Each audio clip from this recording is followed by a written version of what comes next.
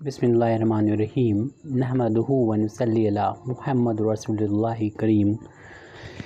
ये problem linear programming problem के simplex method पर बेस है। Solve the following linear programming problem by using simplex method.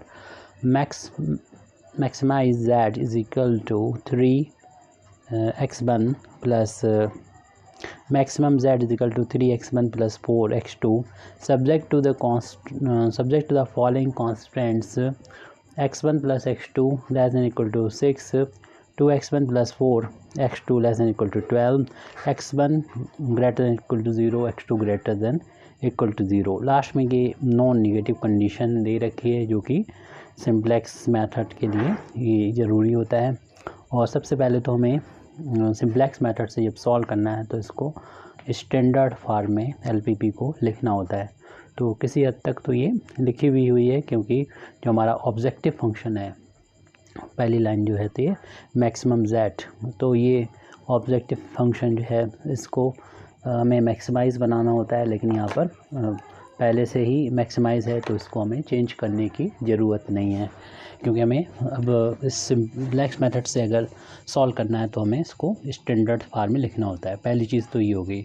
और दूसरा, ये जो राइट हैंड साइड में जो वैल्यूज लिखी हुई है ये पॉजिटिव होना चाहिए 6 और 21। अगर निगेटिव हो तो आप इसको -1 से मल्टीप्लाई करके पॉजिटिव बना लें, लेकिन जब ये ध्यान रखें कि जब माइनस से मल्टीप्लाई होगा साइन ऑफ इनइक्वलिटी जो होगी वो चेंज हो जाएगी, लेकिन यहाँ पर पहले से पॉजिटिव है तो हमें इसकी ज़रूरत नहीं है। और फिर नेक्स्ट तीसरी चीज़ ये देखना होगी कि ये इक्वेशंस जो होंगे इनइक्वालिटीज़ दे रखी है कांस्टेंट्स की, तो ये जो कांस्टेंट्स हैं यानी जो कहना चाहिए कि एक कुछ बंदिशें हैं तो इसको होना चाहिए इक्वेशन में होने चाहिए, जो कि यहाँ पर नहीं है। तो यही काम हमें यहाँ पर करना होगा। तो इसी के लिए हम इसको लिख देते हैं कि क्या करना होगा, हमें कन्वर्ट करना होगा ताकि स्टैंडर्ड फॉर्म में हमारा लीनियर प्रोग्रामिंग प्रॉब्लम बन जाए और हम उसको सिंप्लेक्स मेथड से सॉल्व करें। तो लिख दे रहे हैं हम यहाँ पर कन्वर्टिंग, यानी हम इसको बदल रहे हैं। कन्वर्टिंग ऑल, यानी दो ही है यहाँ पर, ऑल दी इनइक्वालिटीज़, ये जो दोनों इनइक्वालिटीज़ हैं कॉन्स्टेंट्स दे रखे हैं, तो इनइक्वालिटीज़ किस में बदलना है हमें, इनटू इक्वेशंस में बदलना है। इसको हमें इक्वेशंस में बदलना है। और कैसे बदलेंगे, बाय इंट्रोड्यूसिंग, हमें इंट्रोड्यूस करना होगा इसमें, इंट्रोड्यूसिंग इसमें हमें शामिल करना होगा इंट्रोड्यूसिंग सिलेक्ट वेरिएबल्स। आपको मालूम है कि सिलेक्ट वेरिएबल का तब यूज़ किया जाता है जब कॉन्स्टेंट्स लेस देन इनइक्वालिटी में होते हैं, और इसको हम इक्वल बनाने के लिए लेफ्ट हैंड साइड में जिन कांस्टेंट को जो ऐड करते हैं उसी को सिलेक्ट वेरिएबल कहते हैं। तो यहाँ पर हमको मिलेगा वी गेट, तो हम यहाँ पर इस इनइक्वालिटी को लिख देंगे। क्वेश्चन तो हमारा दिखा है सामने, उसके बाद हम अगले स्टेप में ये जो इनइक्वालिटीज़ हैं इसको स्टैंडर्ड फॉर्म में लिखने के लिए, यानी हमारे एलपीपी को स्टैंडर्ड फॉर्म में लिखने के लिए कॉन्स्टेंट्स को हम इक्वेशन में कन्वर्ट कर रहे हैं। वहाँ पर x1 प्लस x2 था, और यहाँ पर हम इक्वल बनाने के लिए सिलेक्ट वेरिएबल, पहला सिलेक्ट वेरिएबल x3 हम ऐड कर रहे हैं। दूसरा इक्वल का साइन के इक्वल लगा के 6 भी लिखना है हमें, वो बाद में लिख देंगे। ध्यान रखें कि x1 के नीचे हमें x1 को ही लिखना है। दूसरा इक्वेशन देख लीजिएगा 2x1 प्लस का 4x2 यहाँ पर हमको दे रखा है, 2x1 प्लस 4x2 और लेस देन इक्वल टू 21 था, तो हमें इसे इक्वल साइन में बदलना है। और एक चीज़ ये ध्यान रखना है कि जैसे x3 है तो यहाँ पर आप गैप कर दीजिए, जो हम अगला सिलेक्ट वेरिएबल ऐड करें तो थोड़ी दूर, इससे थोड़ा सा दूर रखें, यानी x4। अब दो ही हैं इक्वेशन, तो यहाँ से इक्वल का साइन और इसी के जस्ट ऊपर इक्वल लगा दें। वहाँ पर राइट हैंड साइड में 6 और इस वाले में 21 था। इसको कलेक्टिवली हम इक्वेशन नंबर 1 डाल देंगे, और इस तरीके से हमारी जो एलपीपी है वो स्टैंडर्ड फॉर्म में कन्वर्ट हो चुकी है।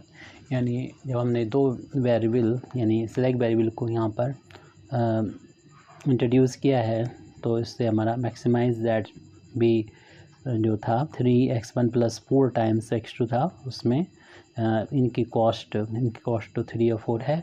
x3 की जो कॉस्ट होती है, हम लोग जानते हैं स्लैक वेरिएबल की कॉस्ट हमेशा 0 होती है, तो 0 के साथ यहाँ पर इसको आपको इंट्रोड्यूस करना होगा, यानी 0x3 + 0x4।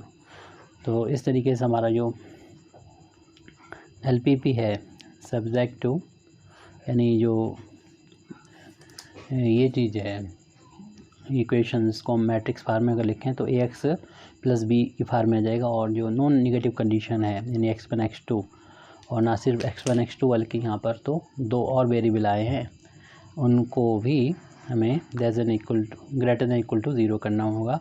जहाँ पर ये एक किसको डिनोट कर रहा है, ये कोएफिशिएंट मैट्रिक्स को डिनोट करता है, जो इक्वेशन नंबर 1 में हमने यानी जो कॉन्स्टेंट से उनको इक्वेशन में कन्वर्ट किया था। तो x1 को कोएफिशिएंट नहीं लिखा तो 1 होगा, इस वाले दूसरे इक्वेशन में ये 2 है, यहाँ नहीं लिखा तो 1 होगा, और इसमें 4 है, यहाँ पर ये 1 है। आप इसमें प्लस का 0x3 कर सकते हैं, यानी नहीं लिखा x दूसरे वाले इक्वेशन में तो इसका कोएफिशिएंट यानी 0 होगा।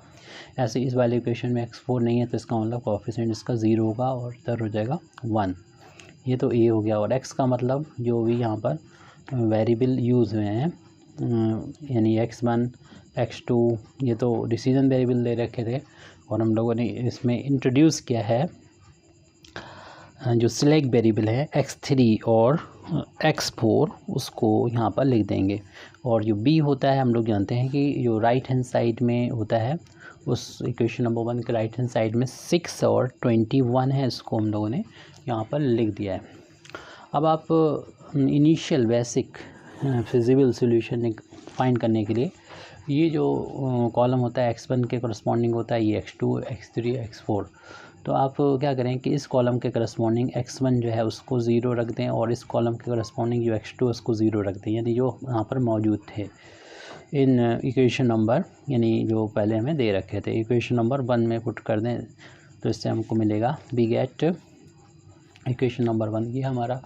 तो इसमें जब हम x1 x2 को 0 रख देंगे तो x3 की वैल्यू 6 के इक्वल आ जाएगी, और ये हमारा पहला जो होगा वो बेसिक वेरिएबल होगा। तो ऐसे xb1 से डिनोट करेंगे, जो x3 है उसकी वैल्यू यहाँ पर 6 आई है, ये वैल्यू इक्वेशन नंबर 1 में पुट करने के बाद ऐसे यहाँ पर x1 की वैल्यू 0 x2 की वैल्यू 0 रखेंगे तो x4 की वैल्यू 21 आ जाएगी, यानी हमारा इससे दूसरा बेसिक वेरिएबल यानी xb2 जो मिल गया, जिसको x4 है 21 के बराबर। तो इस तरीके से हम कह सकते हैं कि हमारा जो इनिशियल बेसिक फिजिबल सॉल्यूशन है, दस एन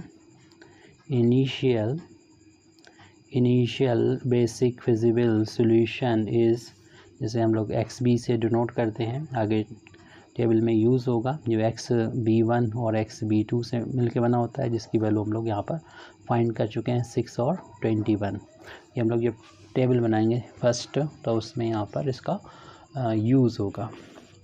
तो इसके बाद हमें टेबल ही बनाना है। Now we construct the starting simplex table as below. Starting simplex table. तो यहाँ पर सबसे पहले तो आप लिखते हैं कॉलम बी बनाते हैं, बी के बाद सी आता है, CB, और उसी क्रम में ऑर्डर में एक्स आता है बाद वाला ही, और एक्स के बाद वाई आता है, लेकिन ये हमें लिखना होगा y1 y2 y3 और y4, हर एक एक्स के करस्पॉन्डिंग डिसीजन वेरिएबल जो हमारा स्लैक वेरिएबल जोड़े थे उनके करस्पॉन्डिंग। और लास्ट वाला जो कॉलम होगा वो होता है मिनिमम रेशियो का, और ये रेशियो होता है XB, जो ये वैल्यू होती है, और उसको डिवाइड करना होता है y। अब देखना है कि y1 आएगा, y2 आएगा, y3 आएगा, y4 होगा, उसको हम बाद में देखेंगे। तो ये हमारी स्टार्टिंग सिंप्लेक्स टेबल बन गई। ऊपर हमने जगह भी थोड़ी छोड़ रखी है, क्योंकि यहाँ पर XB के ऊपर हम यहाँ पर CJ लिखेंगे, यानी यहाँ पर J का मतलब कॉलम, C1 यहाँ पर आएगा C2 C3 C4। तो यहाँ पर ये मैक्सिमम Z में जो वैल्यू दे रखी होती है, यानी हम लोगों ने ये लिखी है मैक्सिमम Z। यहाँ पर ये C1 होता है, ये C2 C3 C4। तो इसकी वैल्यू लिखना है 3400। तो इस कॉलम के ऊपर है और ये वैल्यू कभी भी चेंज नहीं होगी, 3400 लास्ट तक ये यही रहेगी सिंपलेक्स मेथड में। और जो आपका बेसिक वेरिएबल यहाँ पर बेसिस में क्या आएगा, बेसिस में आएगा इनके करस्पॉन्डिंग ये आए थे दोनों, तो x यहाँ पर y कर देंगे, ये y3 हो जाएगा और y4 हो जाएगा। तो ये बेसिस में आ गए दोनों। और एक्स बी के नीचे आपको यहाँ पर नेट एवैल्यूएशन डेल्टा जे की वैल्यू को फाइंड करना होगा, क्योंकि डेल्टा की वैल्यू से ही पता चलता है कि ये टेबल जो है वो इम्प्रूव हुई है या नहीं हुई है, और उसको हमें इम्प्रूव करना है। और सॉल्यूशन अल्टरनेट सॉल्यूशन है या नहीं सॉल्यूशन है, यानी यूनिक सॉल्यूशन है, उसके बारे में सब कुछ हमको पता चलता है। तो सी बी की वैल्यू जो है आपको मालूम है कि हमें ऊपर से देख के ही यहाँ पर मिल जाएगी। y3 ये उसके ऊपर देख लीजिए 0 है तो 0 लिख देंगे, y4 है तो इसके ऊपर 0 है तो ये 0 लिख देंगे। अब जो एक्स बी होता है वो हम लोग यहाँ पर निकाल चुके होते हैं इनिशियल बेसिक फिजिबल सॉल्यूशन से। बस इसका जो रो में है तो कॉलम में चेंज कर देंगे 6 और 12। अब ये जो y वाला है y1 y2 y3 y4, ये जो आपने टेबल ए बनाई थी कोएफिशिएंट मैट्रिक्स, इसको कॉपी करेंगे और यहाँ पर आके पेस्ट कर देंगे। इसी को पूरा यहाँ पर नोट करना है। तो मैं सामने नज़र आ रहा है, आप देख लीजिएगा पीछे 1 1 1 0, इसके बाद है 2 4 0 1। अब देखिए जो नेट एवैल्यूएशन की वैल्यू होती है डेल्टा जे, मतलब ये डेल्टा 1 की वैल्यू होती है, ये डेल्टा 2 की वैल्यू निकालेंगे, ये डेल्टा 3 की वैल्यू फाइंड करेंगे और डेल्टा 4 की वैल्यू। और जो बेसिस में आते हैं उनकी वैल्यू फाइंड भी करेंगे। तो अभी 0 आएगी तो आप इसकी वैल्यू को 0 लिखना चाहें 0 लिख दें, लेकिन 0 लिखने में एक कन्फ्यूज़न रहता है, तो आप इसको यहाँ पर क्रॉस कर दिया करें, यानी इसकी वैल्यू निकालना नहीं, लेकिन आपको मालूम है इसकी वैल्यू अगर फाइंड करेंगे तो 0 आएगी, क्योंकि 0 जो बेसिस में होते हैं उनके करस्पॉन्डिंग तो 0 आती है, और जो बेसिस में नहीं होते हैं उनकी अगर 0 आए तो अल्टरनेट सॉल्यूशन होता है, अगर सॉल्यूशन की कंडीशन सेटिस्फाई होती है। सॉल्यूशन की कंडीशन तब सेटिस्फाई होती है जब डेल्टा की वैल्यू जो है वो 0 या 0 से कम हो, सभी डेल्टा की वैल्यू, ये डेल्टा 1 डेल्टा 2, ये तो डेल्टा 3 डेल्टा 4 तो 0 है।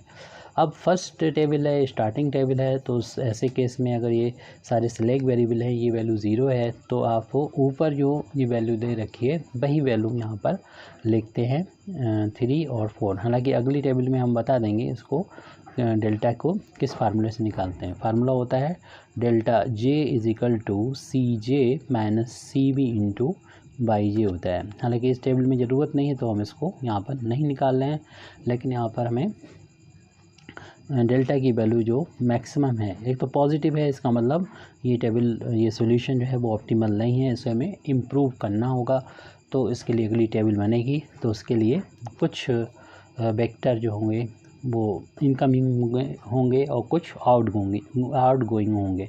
तो इनकमिंग डेल्टा की जो वैल्यू होती है, जो जिसकी वैल्यू पॉजिटिव में मैक्सिमम होती है, वो इनकमिंग होता है। तो इसमें आपको एरो लगा के बताना है कि ये y2 जो है, यहाँ पर y2 जो है वो इनकमिंग वेक्टर है। जैसे ये पता हो जाए वैसे आप यहाँ पर मिनिमम रेशियो में लिख दीजिए, यहाँ पर y की जगह y2 आएगा, यहाँ पर इंडेक्स में y2 आएगा सफिक्स में।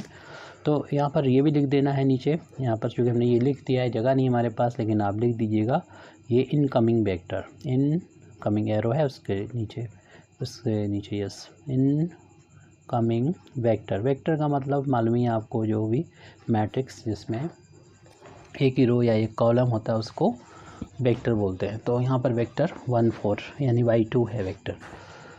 अब जो हमने यहाँ पर निकाला है मिनिमम रेशियो, वो आउटगोइंग वेक्टर को फाइंड करने के लिए आता है कि टेबल में से कौन यहाँ बेसिस में से हटेगा, कौन आएगा। ये इनकमिंग बता रहा है y2 आ जाएगा, यहाँ पर किसकी जगह पर आएगा तो वो मिनिमम रेशियो बताएगा। एक्स भी ये है हमारा और y2 ये है, तो इसके करस्पॉन्डिंग, क्योंकि हमको यहाँ लिखना है तो x भी ये वाली वैल्यू और y2 इसी के करस्पॉन्डिंग वैल्यू जो होगी इनकी y2 वाली देख ली जाएगी। नहीं 6 को 1 से डिवाइड करेंगे और ये 6 ही आएगा।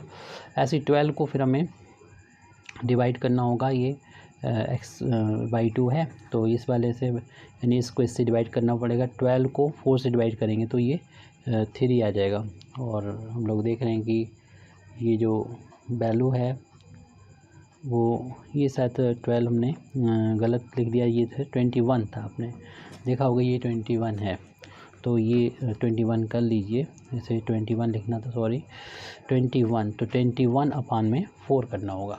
तो 21 अपान 4 जब हम लोग करेंगे तो इसको देख लेंगे कि ये 5 टाइम्स जाएगा, 5 होल 1/4 आ जाएगा, यानी 5.225 हो जाएगा, या इतने लिखे हैं बस। इसमें हमें सिर्फ ये चेक करना है कौन छोटा है। तो क्लियर सी बात है कि 6 है और ये 5 से थोड़ा बड़ा है लेकिन 6 से छोटा है, तो ये हो गया आउट गोइंग वेक्टर। तो इसे लिख देंगे आउट गोइंग वेक्टर, आउट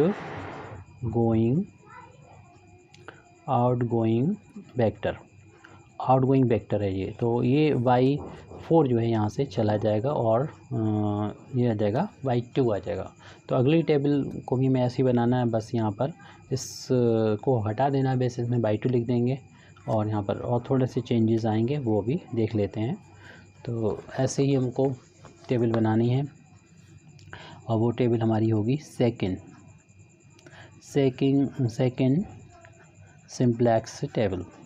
तो सेकंड सिंप्लेक्स टेबल में हमारा यहाँ पर पहले तो b लिखना होता है, फिर cb, उसी तरीके से xb, y1, y2, y3, y4 और वैसे ही लास्ट कॉलम मिनिमम रेशियो का होता है। और रेशियो किसका होता है, xb, और बाद में पता चलेगा कि y के साथ यहाँ पर कौन सा यहाँ पर इंडेक्स लिखना होगा, फ़िलहाल अभी तो नहीं कह सकते। और ऊपर थोड़ी जगह छोड़नी होगी, वो xb के ऊपर cj सामने लिखेंगे, जो c1, c2, c3 यहाँ पर वैल्यू होंगी। आप थोड़ा सा चाहे बढ़ा भी दें ताकि इसकी वैल्यू को, और ये वैल्यू जो कोई चेंज होनी नहीं है, पहले वाली वैल्यू ही रहेगी, वो हम लिख दे रहे हैं 3400 ही होगी।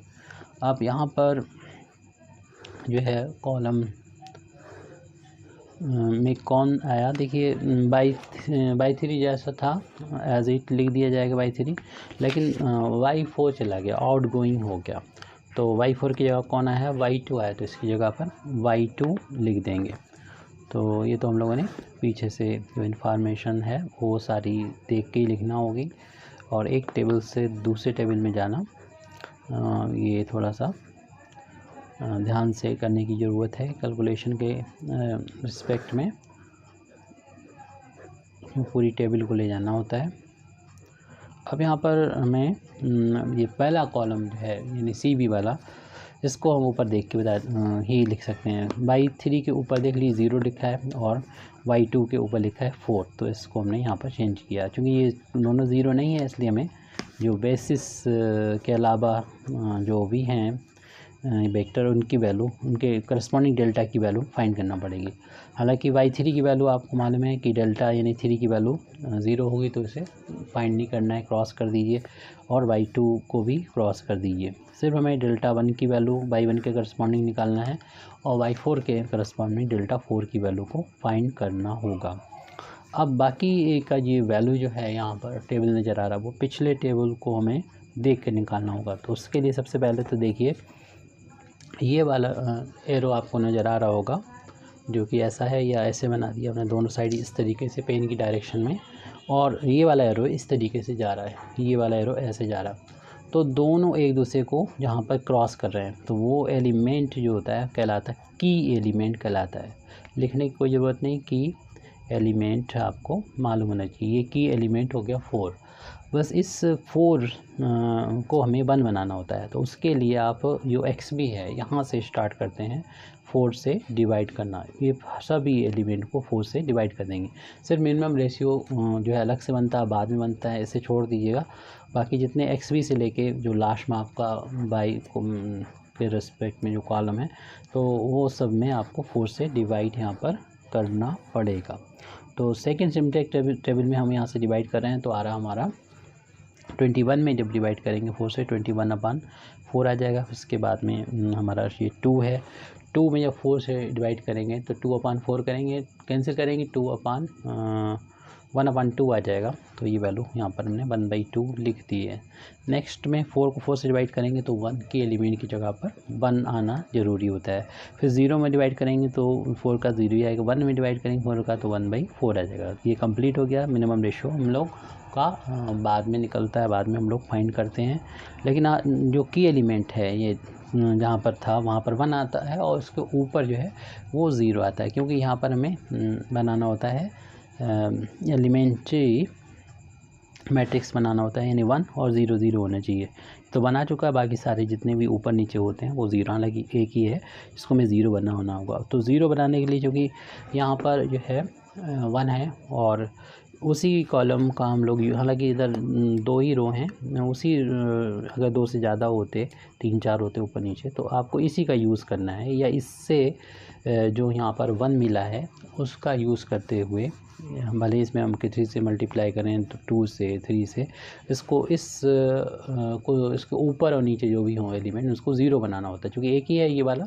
तो यहाँ पर देखिए जो कि इसको डिवाइड किया था 4 से तो हमें ये 1 मिल गया था, तो डायरेक्ट 1 में से 1 माइनस करने पर 0 आ जाएगा। तो आप क्या करें कि पहले तो इस XB से लेके यहाँ तक इन एलिमेंट्स को बाहर रफ पे लिख लें, 6 1 1 1 0।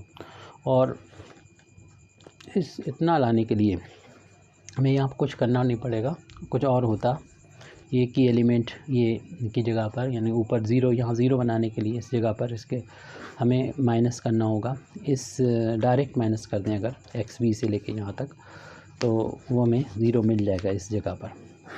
तो इस को लिखना होता है XB जहाँ से है उसके वहाँ से स्टार्ट करेंगे, इसकी एलिमेंट को यूज़ करना होता है। और हो सकता है कि जैसे कि यहाँ पर लिखा होता 2 लिखा होता, तो आपको इस पूरे में 2 से मल्टीप्लाई करते हुए तब माइनस करना होता, ताकि ये इससे बराबर होके माइनस होके 0 आ जाए, क्योंकि के एलिमेंट के ऊपर हमें 0 लाना होता है।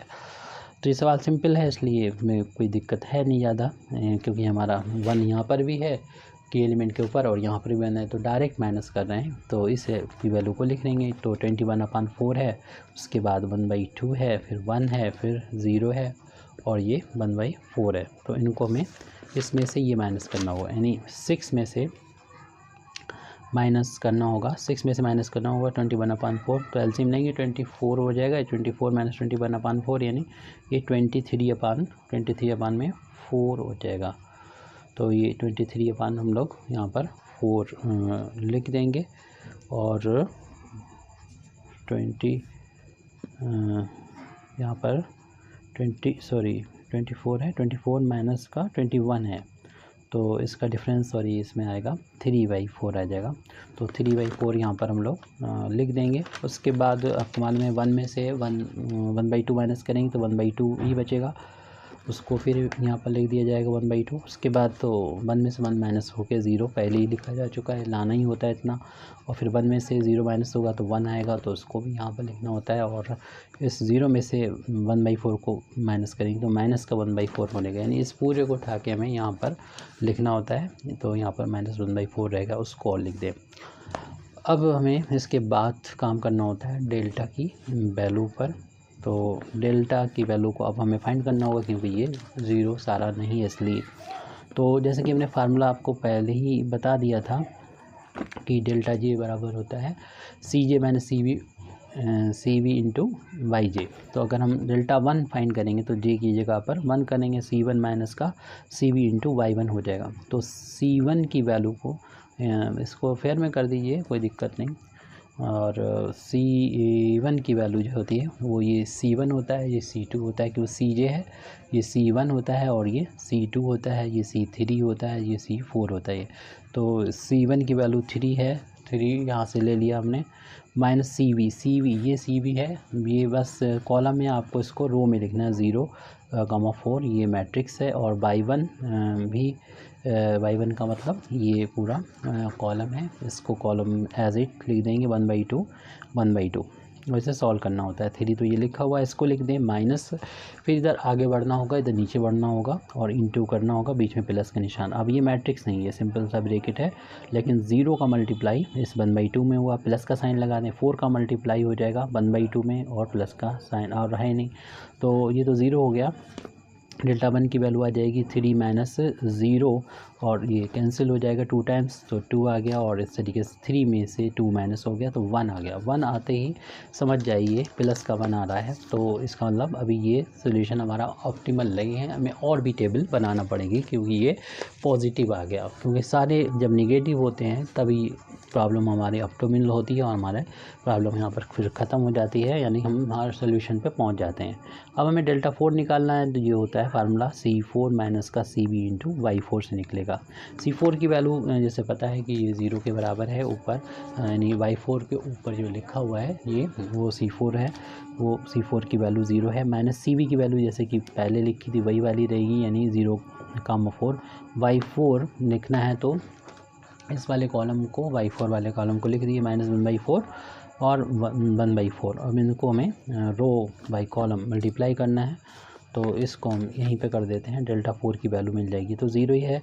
और आपको मालूम है कि इसका 0 का इस -1/4 में इंटू करेंगे तो 0 हो जाएगा और इस 4 का इंटू करेंगे 1/4 में, तो ये 4 से 4 कैंसिल, 1 आ जाएगा और ब्रैकेट से पहले माइनस है, तो डेल्टा 4 की वैल्यू -1 आ गई है, -1 आ चुकी है इसकी वैल्यू। लेकिन सारे माइनस होंगे तभी आपको मालूम है कि हमारा सोल्यूशन होता, तो इसलिए ये -1 हमने लिख दिया है।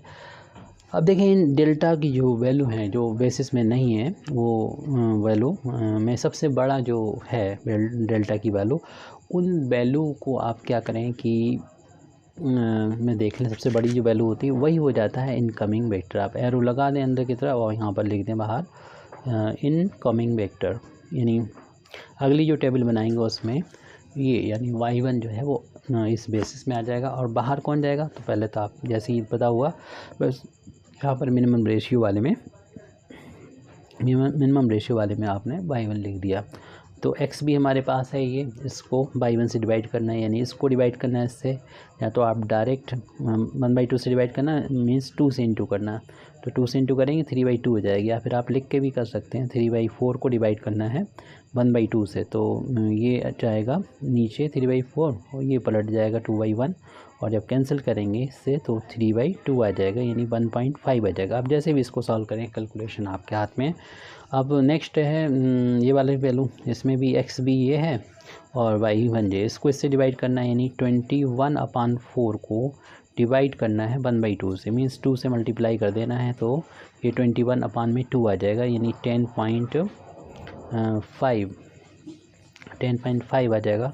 और में जो छोटा होगा ये 1.5 है और ये 10.5 है, जो छोटा होगा वो आउट गोइंग होगा, तो ये वाला y3 जो होगा वो आउट गोइंग होगा, तो आउट गोइंग यहाँ पर लिख देते हैं और यहाँ पर एरो लगा के बता भी देते हैं ये आउट गोइंग है दोनों साइड में, ताकि ये अगली स्टेप में ये हट जाए और उसकी जगह पर y1 आ जाए। तो एक टेबल हमारा और बन रहा है, वो हो जाएगा थर्ड सिम्प्लेक्स टेबल। तो थर्ड सिम्प्लेक्स टेबल, ये थोड़ी छोटी प्रॉब्लम है हमारी, थर्ड सिम्प्लेक्स टेबल यहाँ पर हम लोगों का तैयार हो रहा है, थर्ड सिम्प्लेक्स टेबल। तो यहाँ पर वैसे ही बनाना है BCB, थोड़ा ऊपर जगह छोड़ देंगे, XB, Y1, Y2, Y3, Y4, और ज़रूरत पड़ेगी तो मिनिमम रेशियो भी लिख देंगे, क्योंकि जो डिसीजन वेरिएबल x1 x2 के करस्पॉन्डिंग थे वो हमारे बेसिस में आ गए, तो उम्मीद यही लग रही है कि आपकी सोल्यूशन मिल जाएगा। ज़रूरत होगी तो मिनिमम रेशियो का भी एक मिल जाएगा यहाँ पर टेबल।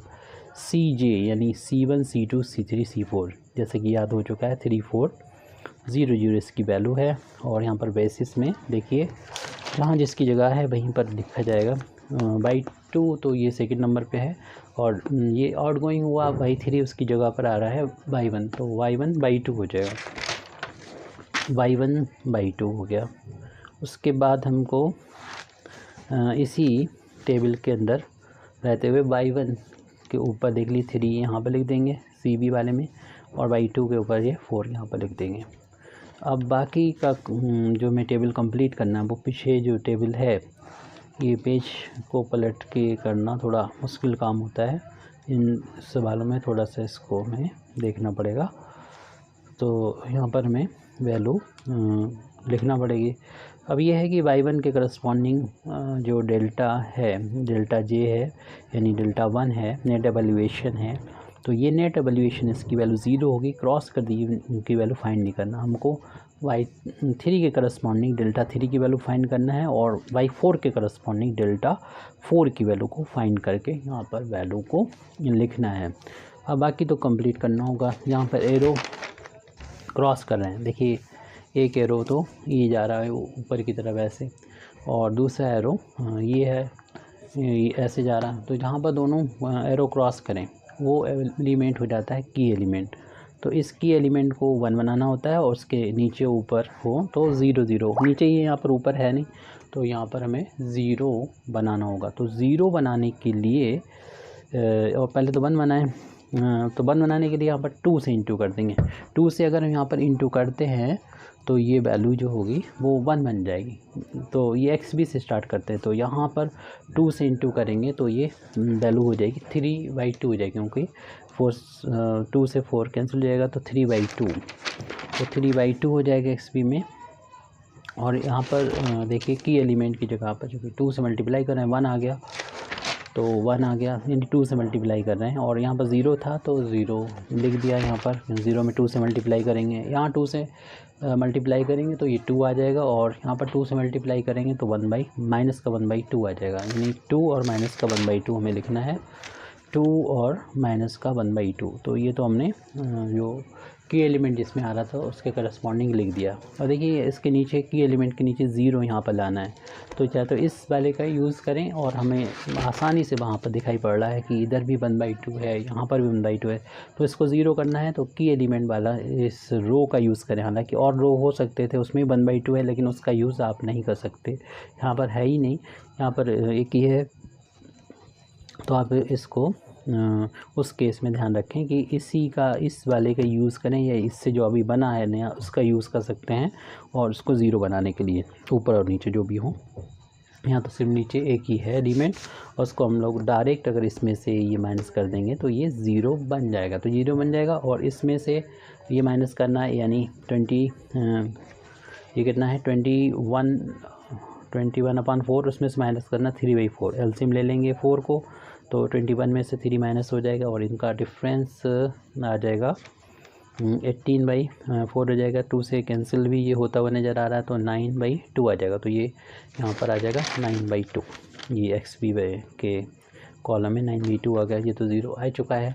अब यहाँ पर देखें बाई 2 वाले में कितना आएगा, तो डायरेक्ट क्योंकि इसमें से ये माइनस कर रहे हैं, करस्पॉन्डिंग एलिमेंट 1 में से 0 माइनस होगा, 1 में से 0 माइनस 0 1 आ जाएगा, और 0 में से 1 माइनस आएगा तो -1 आ जाएगा।